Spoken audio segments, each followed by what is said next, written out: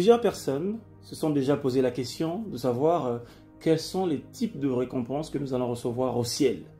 Parce qu'il y a des personnes qui se disent aujourd'hui qu'effectivement, une fois arrivé au ciel, il y aura une sorte de grande réunion familiale durant laquelle le Père va remettre des récompenses à chacun des chrétiens en fonction de ce qu'il aura accompli sur terre ou non.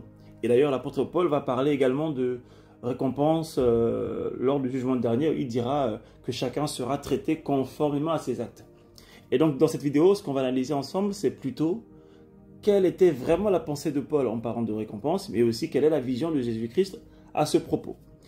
Déjà, il est important de voir qu'il l'a mentionné dans Timothée en disant voilà, j'ai achevé ma course et la seule chose qui me reste à faire aujourd'hui, c'est de recevoir la récompense du Seigneur qui me donnera, comme il la partagera également à tous les saints. Et donc là, les gens se disent il y aura une sorte de remise de couronne, de diplôme pour tout le monde en fait. Et en réalité, ce n'est pas vraiment le cas. Ok ? Il n'y aura pas nécessairement de remise de couronne ou de diplôme. Et d'ailleurs, pour étayer mon propos, je tiens à vous informer qu'il est important pour tout chrétien de savoir que la chose à laquelle vous devez vraiment aspirer dans ce monde, c'est la sagesse de Dieu. Parce que la sagesse du Père, c'est celle qui vous permet justement de pouvoir comprendre les Écritures avec une parfaite aisance et aussi d'avoir une vision claire du plan et du projet de Dieu pour l'homme. Ok ? Et en fait, au ciel, il n'y aura pas de récompense particulière. Il n'y aura pas une médaille ou un truc du genre, en fait. La récompense dont Paul parlait ici, et qui rentre tout de même en cohérence avec ce que le Christ a dit et ce que l'Évangile enseigne de façon globale, c'est justement l'héritage. C'est ce qu'il va dire dans Colossiens chapitre 3, verset 24 que nous voyons ici. Il dit « Sachant que vous recevrez du Seigneur l'héritage pour récompense, servez Christ le Seigneur. » Il est en train de dire quoi? Qu'en réalité, la récompense à laquelle nous aspirons tous aujourd'hui, eh bien, c'est justement le fait de servir Dieu le Père à travers l'héritage donné par le Fils. Donc, en étant fils de Dieu, nous allons exercer le même travail que le Fils a déjà commencé à accomplir sur terre. Ok? Et cet héritage, qui est donc la nature que nous avons en Christ Jésus, qui fait de nous des enfants de Dieu, va se manifester à travers la sagesse aux aspects infiniment variés de Dieu, en fait. Ok, mais il faut savoir qu'en fait, il y a deux types de récompenses. Et je veux dire deux types de récompenses dont Paul parlait. Il y a cette récompense qui est la plus grande. Il parle de l'héritage pour récompense. Et il y a également la récompense du corps céleste. Ok, du corps glorifié. Et d'ailleurs, je crois que c'est dans Philippiens, où vous regarderez la référence, je crois que c'est Philippiens 4 ou 3.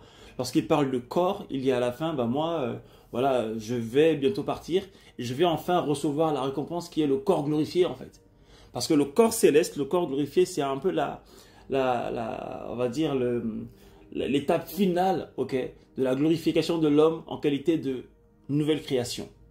Parce qu'aujourd'hui, nous sommes tous en Christ, avec le Saint-Esprit en nous. Nous avons les mêmes capacités que le Seigneur Jésus-Christ, mais pour autant, nous n'avons pas encore ce corps glorifié qui nous permet de faire les choses de façon plus spontanée, plus rapide et plus efficace. C'est d'ailleurs ce même corps-là qui limiter en quelque sorte Jésus-Christ lors de sa vie sur terre. Par exemple, dans la barque, Jésus-Christ qui se retrouve en train de dormir parce que justement il est fatigué. On voit que son corps avait des limitations et lorsqu'il a reçu le corps glorifié, il partait de ville en ville en se téléportant, il traversait les murs, enfin, c'était vraiment quelque chose d'incroyable. Et donc il va dire qu'aujourd'hui, nous avons le Saint-Esprit afin de nous donner la compte de ce que le corps glorifié, le corps céleste pourra produire en nous. C'est pourquoi nous avons la possibilité de dire sans difficulté que l'Esprit de Dieu habite en moi et il redonne la vie à mon corps mortel. Parce qu'en attendant que le corps devienne glorifié et incorruptible, l'Esprit de Dieu redonne la vie à tout ce qui est corruptible dans votre corps. C'est la raison pour laquelle on parle de vie Zoé, on parle également de santé divine en fait, par le travail du Saint-Esprit. Et donc c'est intéressant. Et donc pour le coup, voilà, ce sont ces deux types de récompenses-là dont Paul parle principalement. Le corps glorifié, qui est vraiment l'étape finale de la glorification de l'homme sur terre, et aussi l'héritage pour servir le Père. Servir le Père, ce n'est pas des serviteurs qui travaillent pour lui, en fait. Servir le Père, ça veut dire exprimer la nature du Père à travers le corps d'un homme. Avec la sagesse aux aspects infiniment variés. Bon alors, maintenant, c'était pour la première partie.